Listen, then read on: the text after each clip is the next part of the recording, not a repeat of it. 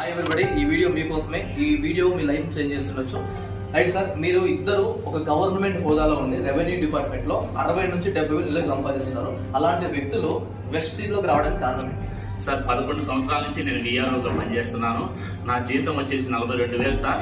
కానీ ఈరోజు జస్ట్ 9 monthsలోనే ఇక్కడ 70,755 రూపాయలు తీసుకోవడం జరిగింది. ఇక్కడ మనకి ప్యాసివ్ ఇన్కమ్ అనేది చాలా చాలా ఇంపార్టెంట్ సార్. అది వెస్టీజ్ బిజినెస్ గురించి క్లారిటీ అనేది ముఖ్యం.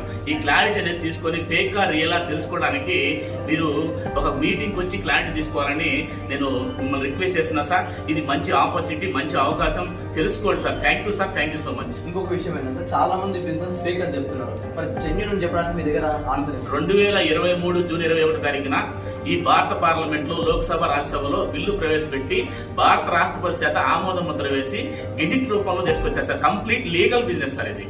Thank you. చూసారు కదా, యాజ్ ఏ గవర్నమెంట్ ఎంప్లాయీగా సార్ వచ్చి 70,000 శాలరీ చేసుకుంటూ బిజినెస్ చేస్తున్నాడు. చాలా మంది 10,000, 20,000 సంపాదించిన వాళ్ళు కూడా చాలా మంది నెగిటివ్ గా ఫేక్ అని చెప్తున్నారు. ఒక్కసారి ఆలోచించండి. అండ్ పృథ్వీ సార్ ఇక్కడ ఉన్నాడు, సార్ మాట కూడా ఒకసారి విన్నాం.